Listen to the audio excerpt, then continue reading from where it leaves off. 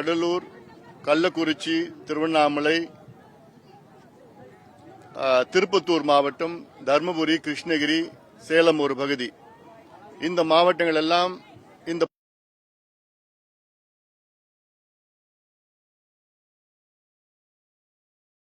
இன்னும் அதிகாரிகள் பல கிராமங்களுக்கு செல்ல முடியவில்லை. அந்த கிராமங்களில் மின்சாரம் கிடையாது, குடிப்பதற்கு தண்ணீர் கிடையாது, குழந்தைகளுக்கு பால் இல்லை, உணவு கிடையாது. இது வட தமிழ்நாட்டில் உள்ள கிட்டத்தட்ட 10 மாவட்டங்கள் பாதிக்கப்பட்டிருக்கிறது. முதலமைச்சர் அவர்கள் இன்று காலையிலே வருகை தந்திருக்கின்றார். ஒரு 3 இடத்துல பார்த்துட்டு அவர் சென்னைக்கு போயிட்டு இருக்கிறார். இப்போ இந்த புயல் வரும் என்று எல்லோருக்கும் தெரியும். இந்த புயல் வந்த பிறகு வருவதற்கு முன்பாக என்ன நடவடிக்கை எடுத்தார்கள், வந்த பின்பு என்ன நடவடிக்கை எடுத்துக் கொண்டிருக்கின்றார்கள், எடுக்கப் போகிறார்கள் என்றெல்லாம் இன்னும் எங்களுக்கு தெரியவில்லை. அதாவது இந்த புயலால் சென்னையை மட்டும், சென்னையில நாங்க 20,000 பேர் வேலை செஞ்சிருக்கிறோம், தண்ணி அப்புறப்படுத்திட்டோம், பம்ப் வச்சிருக்கிறோம், இதெல்லாம் போய் சென்னையில குறிவைத்து தமிழக அரசாங்கம் இவ்வளவு காலமா கடந்த 3 நாட்களாக சென்னையை குறிவைத்து வேலை செய்தது. சென்னையிலே வெறும் 9-10 சென்டிமீட்டர் தான் மழை பெய்தது. ஆனால் மயிலம் பகுதியில், மயிலம் தாலுகாவில் 51 சென்டிமீட்டர் மழை பெய்திருக்கிறது. திருவண்ணாமலை மாவட்டத்தில் 51 சென்டிமீட்டர், ஊத்தங்கரை, கிருஷ்ணகிரி மாவட்டத்தில் ஊத்தங்கரையில் 52 சென்டிமீட்டர் மழை பெய்திருக்கிறது ஒரே நாளில். அதாவது தமிழ்நாட்டின் ஓராண்டு சராசரி மழை 950 மில்லிமீட்டர். அதில் பாதி அளவு மழை ஒரே நாளில் பெய்திருக்கிறது. மிக மோசமாக இருக்கிறது, இந்த பகுதியெல்லாம் இருக்கிறது. அரசாங்கம் இன்னும் வேகப்படுத்த வேண்டும், வேலைகளை வேகப்படுத்த வேண்டும். லட்சக்கணக்கான ஏக்கர் பயிர் சேதம் அடைந்திருக்கிறது. விவசாயிகளுக்கு அந்த இழப்பீடு உடனடியாக கொடுக்க வேண்டும். வீடுகள் இழந்திருக்கின்றார்கள், கால்நடைகளை பல பேர் இழந்திருக்கின்றார்கள். இதெல்லாம் கணக்கெடுப்பு விரைவில் நடத்தி, இது தமிழக அரசாங்கம் ஏதோ நாங்க மத்திய அரசு கேட்டிருக்கோம், மத்திய அரசு நிதி கொடுத்தாதான் எங்களால கொடுக்க முடியும்ல, அந்த பதில் சொல்லக்கூடாது. தமிழக அரசு ஆண்டுதோறும் 4 லட்சம் கோடி ரூபாய்க்கு பட்ஜெட் போடுகிறார்கள். அதில் ஆண்டுதோறும் இது போன்ற பேரிடர்கள் வந்து கொண்டுதான் இருக்கிறது. இதற்கு திட்டமிட்டு நிதி ஒதுக்கீடு செய்ய வேண்டும். இது தமிழக அரசினுடைய கடமை. அது தட்டி கழிக்க கூடாது. மத்திய அரசு கொடுக்கல, எங்களால கொடுக்க முடியாதுன்னு சொல்லக்கூடாது.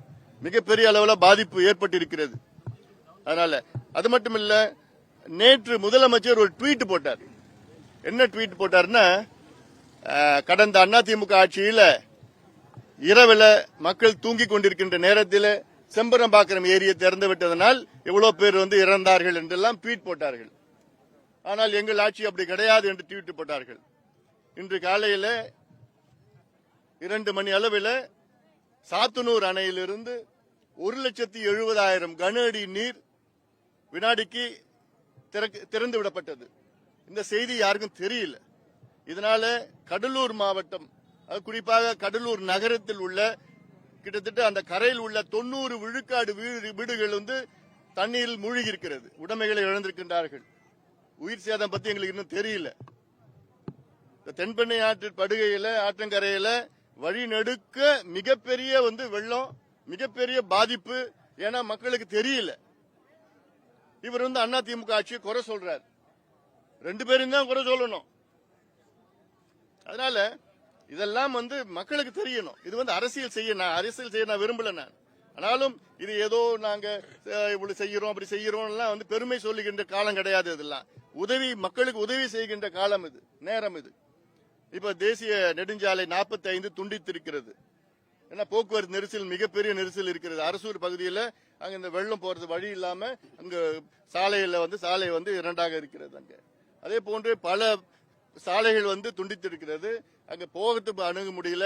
மின்சாரம் இல்லாதனால அங்க கைபேசி, தொலைபேசி எதுவும் இல்லாத ஒரு சூழல் இருக்கிறது. இது உடனடியாக தமிழக அரசு நிவாரணம் அளிக்க வேண்டும். இங்க மரக்காணம் பகுதியில் மட்டும் கிட்டத்தட்ட 5000 ஏக்கர். விழுப்புரம் மாவட்டம் என் கணக்கு கிட்டத்தட்ட ஒரு 50,000 ஏக்கர் நெல் பாதிக்கப்பட்டிருக்கு. விழுப்புரம் மாவட்டத்தில் மட்டும். திருவண்ணாமலை மாவட்டம் அதெல்லாம் இன்னும் அதிகமா இருக்கு, கிருஷ்ணகிரி எல்லாம் இன்னும் அதிகமா இருக்கு போறது. அதனால இதெல்லாம் உடனடியாக முதலமைச்சர் அவர்கள் கணக்கெடுத்து நடத்தி, அதற்கு அதிகாரிகளை அனுப்பி வைத்து கணக்கெடுத்து நடத்தி இதற்கெல்லாம் நிவாரணம் கொடுக்கணும். அதாவது வீடு இழந்தவர்களுக்கு வீடு, நிலம், அதாவது பயிர் இழந்தவர்களுக்கு நெல்லுக்கு குறைஞ்சது ஒரு ஏக்கருக்கு வந்து ஒரு 40,000 ரூபாய் குறைஞ்சது கொடுக்கணும். வாழைன்னா கிட்டத்தட்ட 1 லட்சம் ரூபாய் கொடுக்கணும். அதில் இது அவசியமா செய்யணும். அதெல்லாம் முக்கியமானது வந்து பல கிராமங்கள்ல இன்னும் மின்சாரம் மட்டும் இல்ல, அங்க குடிப்பதற்கு தண்ணீர் இல்ல, உணவு கிடையாது. அங்கே வந்து வேகப்படுத்த வேண்டும், வேலைகளை வேகப்படுத்த வேண்டும். ஆமா ஆமா, இங்க மரக்காணத்துல வந்து ஒப்புள தொழிலாளர்கள் வந்து எத்தனையோ பேர் இருக்கிறாங்க. அதுல மிகப்பெரிய பாதிப்பு அவங்களுக்கு ஏற்பட்டிருக்கிறது. அவங்க நிலை என்னன்னு கூட தெரியல, அங்கங்கே இருக்கிற அவங்களோட நிலை தெரியல. மிகப்பெரிய பாதிப்பு, அவர்களுக்கும் இழப்பீடு வழங்க வேண்டும்.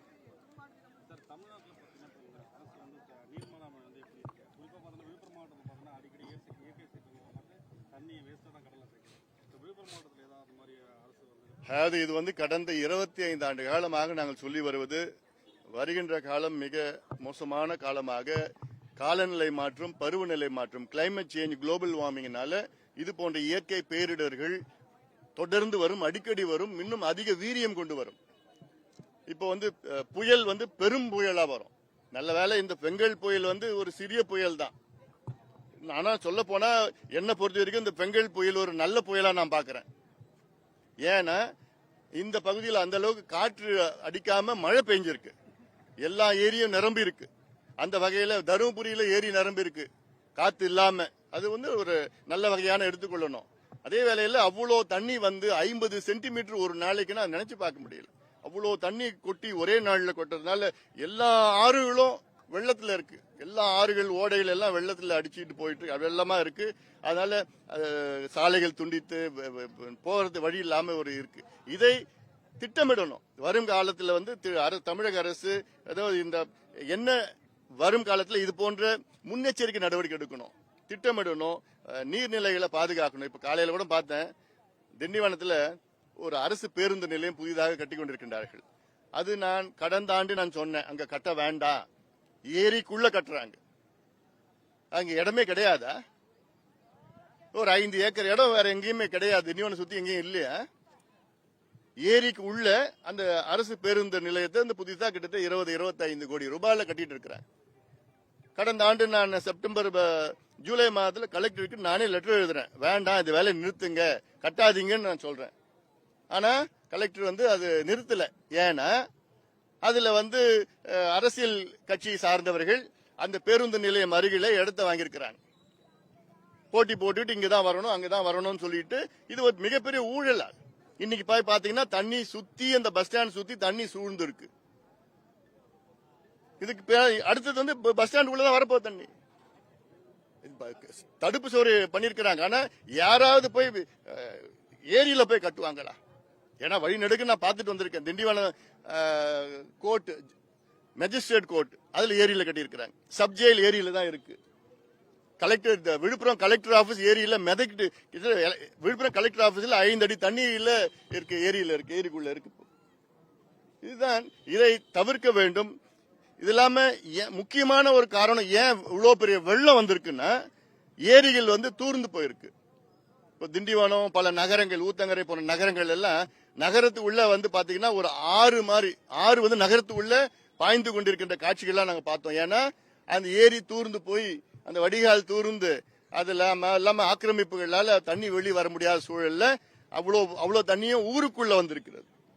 இதெல்லாம் வரும் காலத்துல இது போன்ற இதெல்லாம் தவிர்க்க வேண்டும், தூர்வார வேண்டும். தூர்வார்ந்தது வந்து கணக்குல மட்டும் தூர்வாரி இருக்கிறாங்க, யாருமே தூர் வரல. கடந்த 3, 4, 5 ஆண்டுகளாக யாரும் தூர் வரல, கணக்குல மட்டும்தான் இருக்குது, தூர் வாரத்தில் இருக்குது.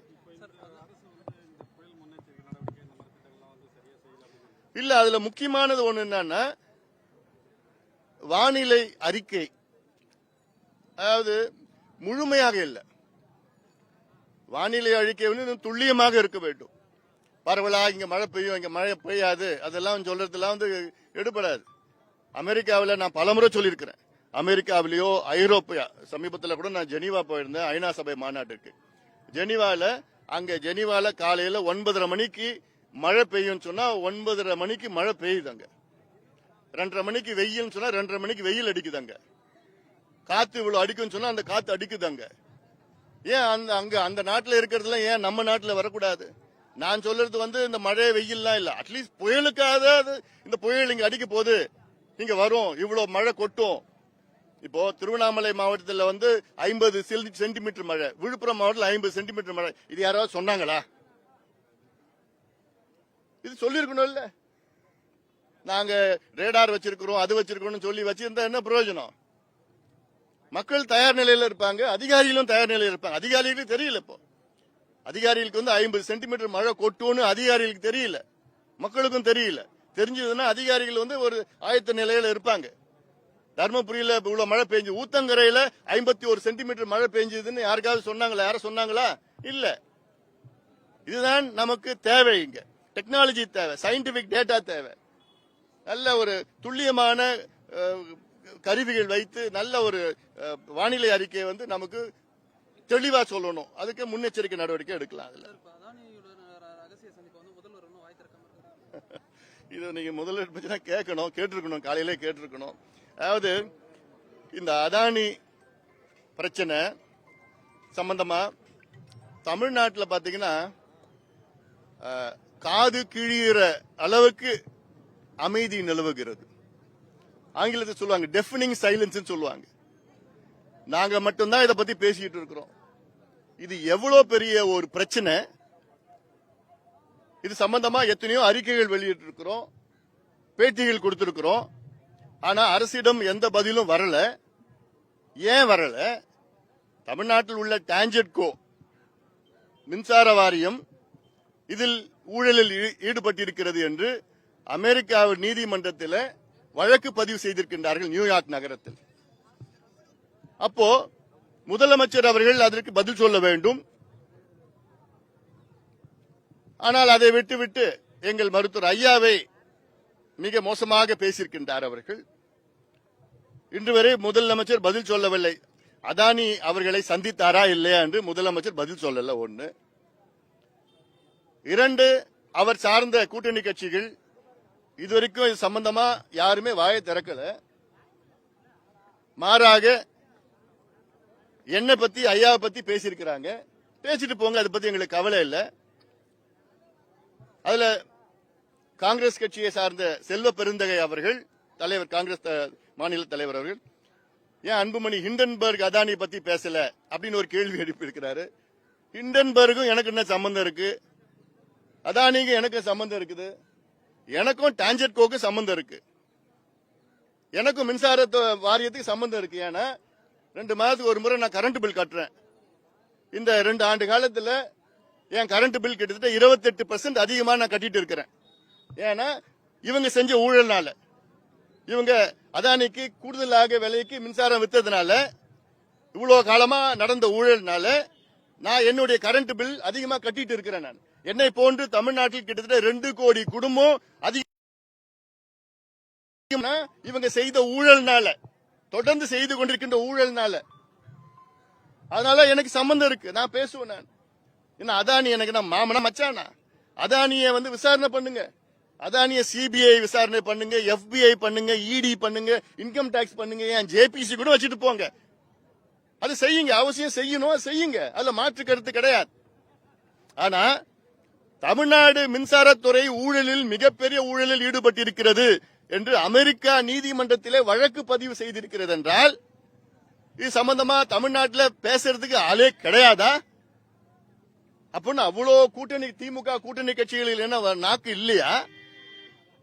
அது வைகோ இன்னொன்னு சொல்றாரு, எங்களை பார்த்து சொல்றாரு வைகோ. வைகோ தமிழ்நாட்டில் ஒரு மூத்த அரசியல் தலைவர். அவர் மேல நான் அதிக அளவில் மதிப்பு வச்சிருக்கிறேன். முதலமைச்சர் ஒரு மூத்த அரசியல் தலைவர் மருத்துவர் ஐயாவை இழிவுபடுத்தியிருக்கின்றார். அதை பற்றி வைகோ அவர்கள் ஒரு வார்த்தை கூட பேசல. ஆனா அதானி மோடி அப்படின்னு சொல்லிட்டு இருக்கிறார். அது விசாரணை பண்ணுங்க, எங்களுக்கு கவலையே கிடையாது. எங்களுக்கு என்ன இருக்குதா? இல்ல, விசாரணை நிச்சயமா பண்ணுங்க. ஆனா அதே நேரத்தில் அதானி ஸ்டாலினையும் விசாரணை பண்ணணும். அதானி ஸ்டாலின் சீக்ரெட் மீட்டிங் ஒன்னு 2 நாளுக்கு முன்பு நேஷனல் ட்ரெண்டிங், இது தேசிய லெவலில் நம்பர் 1 ட்ரெண்டிங்.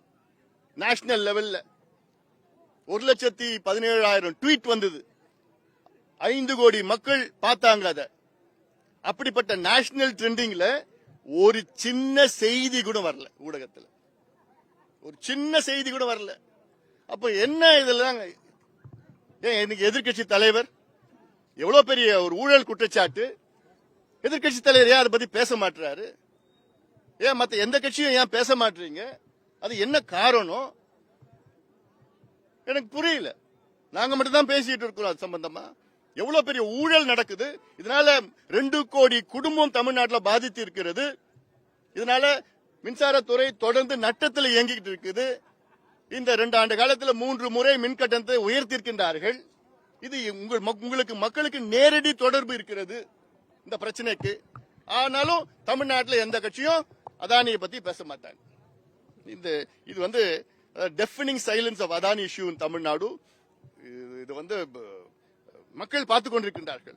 செந்தில் பாலாஜி வெளியில வந்தது வந்து அமைச்சராயிட்ட தொடர்ந்து, ஆனா அதனுடைய சாட்சியங்கள் வந்து சாட்சியம் அளிப்பதில் வந்து பயப்படுறாங்க, அச்சப்படுறாங்க மாதிரி. ஆமா, இன்னைக்கு வந்து உச்சநீதிமன்றத்தில் செந்தில் பாலாஜி அவர்களை எதிர்த்து, அவர்களுக்கு பிணை கொடுத்ததை எதிர்த்து ஒரு வழக்கு வந்தது. உச்சநீதிமன்றத்தில் வந்தது. நீதிபதிகள் பிணை கொடுத்தது தப்பு கிடையாது, ஆனால் பிணையில் வந்து அடுத்த நாள் செந்தில் பாலாஜி அமைச்சரானது எங்களுக்கெல்லாம் ஆச்சரியம் அளிக்கிறது என்று நீதிபதிகள் சொல்லியிருக்கின்றார்கள். இவர் அமைச்சரா வந்த பிறகு சாட்சியங்களை அவர்களை அச்சுறுத்துவார் என்று எங்களுக்கு பயம் இருக்கிறது என்று நீதிபதிகள் சொல்லியிருக்கின்றார்கள். இது ஜனநாயகம் கிடையாது என்றும் நீதிபதிகள் சொல்லியிருக்கின்றார்கள். வருகின்ற 13ஆம் தேதி இந்த வழக்கை தள்ளி வைத்திருக்கின்றார்கள். நிச்சயமாக அன்று தீர்ப்பு வரும். இதுதான் நாங்கள் தொடர்ந்து சொல்லியிருக்கின்றோம். ஆனால் முதலமைச்சர் அவர்கள் செந்தில் பாலாஜியை ஏதோ தியாகி, சுதந்திர போராட்ட தியாகி போன்று நடத்தி கொண்டிருக்கின்றார்கள். என்ன தியாகி அவர்? 1.5 ஆண்டு காலமாக ஊழல் குற்றச்சாட்டுக்காக ஜெயிலுக்கு போயிருக்கிறாரு. அவர் வந்த உடனே அவருக்கு அமைச்சர் பதவி, அதுக்கு 2 துறை இலாக்கா, மின்சாரத்துறையும் சரி, கலால் துறையும் சரி. அப்போ என்ன நடக்குது? அப்போ என்ன ஆட்சி நடக்குது? இதே முதலமைச்சர் தான் 6 ஆண்டுகளுக்கு முன்பு தான் இந்த செந்தில் பாலாஜி மிக மோசமானவர், ஊழல் குற்றச்சாட்டுகள் அடுக்கடுக்காக வைத்தார். இதே முதலமைச்சர் தான் வைத்தார். இந்த 6 ஆண்டுகள்ல செந்தில் பாலாஜி அப்படி புனிதன் ஆயிட்டாரா? தியாகி ஆயிட்டாரா? நிச்சயமா அது வருகின்ற 13ஆம் தேதி எங்களுக்கு ஒரு நல்ல தீர்ப்பு வரும் நாங்கள் எதிர்பார்க்கின்றோம். ஆதவர்ஜுனா ஒரு புக் எழுதி அதை வந்து விசிக தலைவர் திருமாவளவன் வெளியிடுவதா இருக்கு. இப்போ வந்து பாத்தீங்கன்னா அவர் மறுப்பு தெரிவிச்சு அதை வந்து தாவேக தலைவர் விஜய் வந்து வெளியிடுறாரு. அவர் போலே